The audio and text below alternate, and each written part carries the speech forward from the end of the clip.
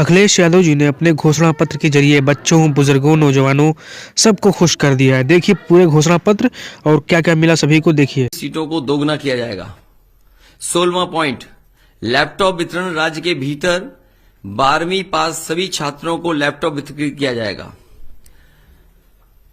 स्वास्थ्य सेवा 17वां point, cashless स्वास्थ्य सर्विस द्वारा सभी गरीबों को उच्च कोटि की स्वास्थ्य सेवा प्रदान की जाएगी। हेल्थ सेक्टर के मौजूद बजट की समीक्षा कर इसे वर्तमान से 3 गुना ज्यादा किया जाएगा। यह राज्य के बजट का लगभग 10% होगा। इसकी मदद से सार्वजनिक स्वास्थ्य प्रणाली को बेहतर किया जाएगा। 18वां पॉइंट, एमएसएमई के लिए स्टेट माइक्रो फाइनेंस बैंक की स्थापना की जाएगी ताकि लघु उद्यमियों, कलाकारों व शिल्पकारों को आसान एवं बिना गारंटी के लोन दिया जा सके। सेंट्रल फैसिलिटेशन सेंटर के माध्यम से यूपी के सभी प्रमुख शहरों में ट्रेडिशनल एमएसएमई क्लस्टर की स्थापना की जाएगी। फ्लैट रेट बिजली की आपूर्ति, raw material bank,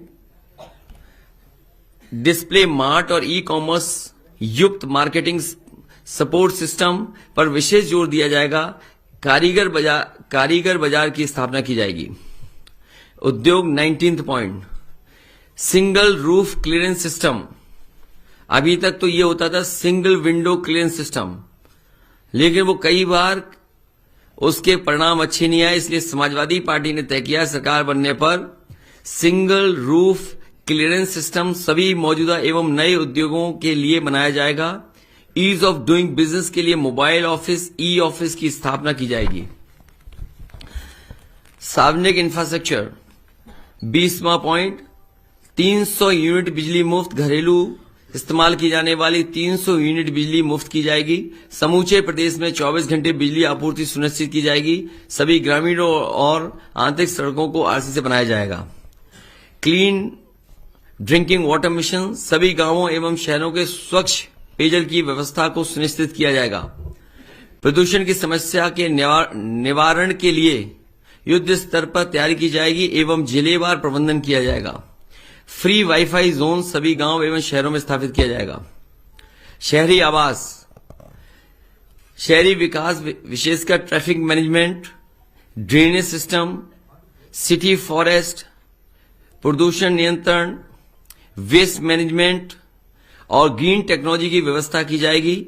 house tax और प्रॉपर्टी टैक्स को युक्ति संगत बनाने के लिए एमनेस्ट स्कीम को लाया जाएगा। सरकारी कर्मचारियों का कल्याण 22वां पॉइंट, पुरानी पेंशन योजना को बहाल किया जाएगा। 2005 से पूर्व कर्मचारियों को मिलने वाली पुरानी पेंशन व्यवस्था लागू की जाएगी। क्योंकि ये 22 पॉइंट्स तो मैंने आपके सामने पढ़ दिए, इसके अलावा जो मैनिफेस्टो में चीजें हैं मैं केवल कुछ पढ़ना चाहता हूं आपके सामने।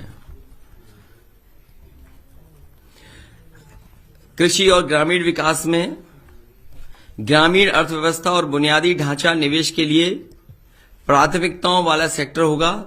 वर्तमान बजट का 3 गुना या उत्तर प्रदेश के वार्षिक बजट का न्यूनतम 15% राशि यानी लगभग 1 लाख करोड़ रुपए इसके लिए आवंटित किया जाएगा। इसमें और भी बिंदु हैं लेकिन मैं वो नहीं पढ़ रहा हूं। किसान बाजार नेटवर्क का विस्तार किया जाएगा ताकि हमारे पास प्रत्येक 10 किलोमीटर के भीतर एक बाजार हो। सभी जिलों में किसान बाजार स्थापित किए जाएंगे ताकि किसान अपनी उपज सीधे उपभोक्ताओं को बेच सके।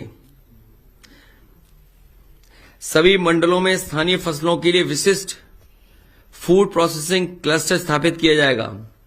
उत्तर प्रदेश में 5 प्रमुख कृषि जलवायु क्षेत्रों में निर्यात उन्मुक्त फूड प्रोसेसिंग क्लस्टर स्थापित किया जाएगा।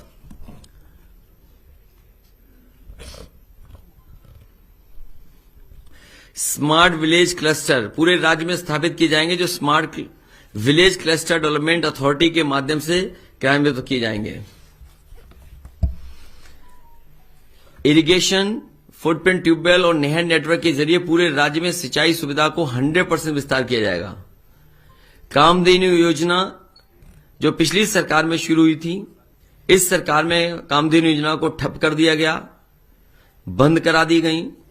इसलिए समाजवादी सरकार बनने के बाद कामधेनु योजना पशुपालन के लिए दोबारा शुरू की जाएगी।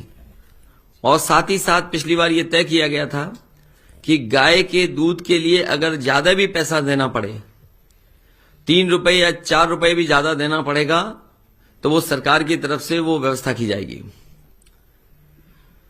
रूरल एग्रीकल्चर हब्स की उच्च स्तरीय तकनीक से लैस किया जाएगा। सभी प्रमुख एग्रो क्लाइमेटिक जोन से रिसर्च, जांच और ट्रेनिंग इंफ्रास्ट्रक्चर को स्थापित किया जाएगा। कृषि स्टार्टअप को बढ़ावा देने और कृषि क्षेत्र में रोजगार पैदा करने के लिए एग्रोटेक इनोवेशन सेंटर स्थापित किए जाएंगे। किसान आय और कल्याण आयोग किसानों की आय में सुधार और सर्वेक्षण के लिए वार्षिक आधार पर अपनी सिफारिश देगा। यह आयोग गरीबी रेखा से नीचे जीवन यापन करने वाले किसानों के लिए लिविंग वेज स्कीम को विकसित करेगा। ग्राम न्यायालय अधिनियम को क्रियान्वित कर भूमि विवाद संबंधी मामलों को शीघ्र निस्तारित किया जाएगा। महिला लाभार्थियों के मामलों में परिवारजनों, रक्त संबंधियों के लिए कृषि भूमि के हस्तांतरण के लिए स्टाम्प शुल्क को घटाकर 2% किया जाएगा। स्मार्ट किसान सहायक योजना शुरू की जाएगी, जिसके अंतर्गत 5 लाख ग्रामीण युवाओं को कृषि विस्तार सेवा प्रदाताओं प्रशिक्षित और नियोजित किया जाएगा, ताकि राज्य में सस्टेनेबल और पर्यावरण के अनुकूल कृषि पद्धतियों को विकास हो सके।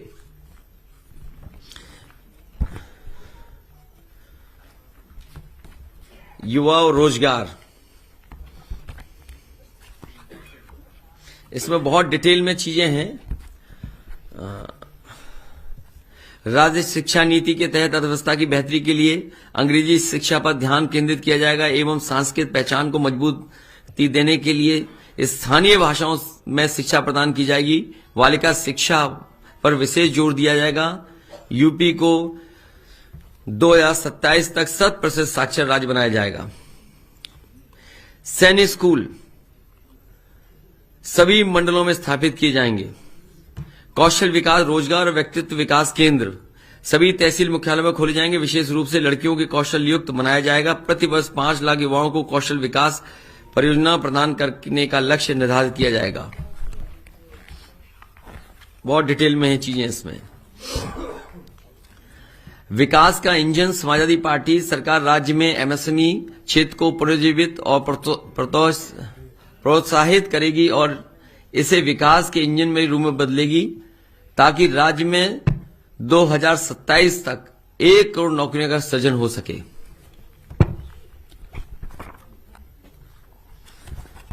स्वास्थ्य और परिवार कल्याण में भी बहुत सी डिटेल चीजें हैं। सभी जिला अस्पतालों में सुविधाओं और सेवाओं का उच्चीकरण, ताकि यूपी की सार्वजनिक स्वास्थ्य प्रणाली में लोगों को भरोसा बढ़ सके। और कई बार ये देखने को मिलता है कि जिला अस्पताल जो पुराने बने हुए थे, उन जिला अस्पतालों का इंफ्रास्ट्रक्चर उतना बेहतर नहीं है। इसलिए अगर पुराने जिला अस्पतालों को नए तरीके से बना करके भी तैयार करना पड़ेगा, तो समाजवादी सरकार बनने पर उन जिला अस्पतालों का उच्चीकरण किया जाएगा। सभी 18 मंडलों में सुपर स्पेशलिटी अस्पताल स्थापित किए जाएंगे। ग्रामीण क्षेत्रों में 5 क्षेत्रीय सुपर स्पेशलिटी अस्पताल स्थापित किए जाएंगे। सभी मंडल कस्बों में नर्सिंग और फार्मासिस्ट प्रशिक्षण संस्थान स्थापित किए जाएंगे। 108, 102 एम्बुलेंस नेटवर्क को उन्नत लाइफ सपोर्ट सिस्टम के साथ पुनर्जीवित और संवर्धित किया जाएगा।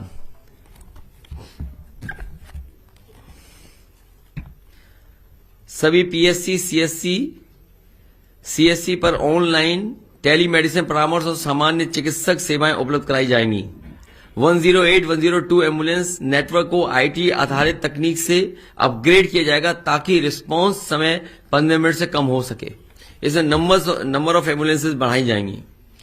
प्राइमरी और सेकेंडरी एजुकेशन मिशन के तहत 2027 तक 12वीं कक्षा तक 100% साक्षरता दर की लक्ष्य को हासिल किया जाएगा।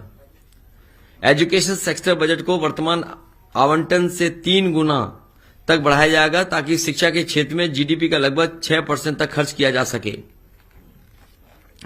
सभी स्तर पर सार्वजनिक शिक्षा प्रणाली में गुणवत्ता को बेहतर किया जाएगा। विश्वविद्यालय की सीटों पर 2 गुना वृद्धि की जाएगी।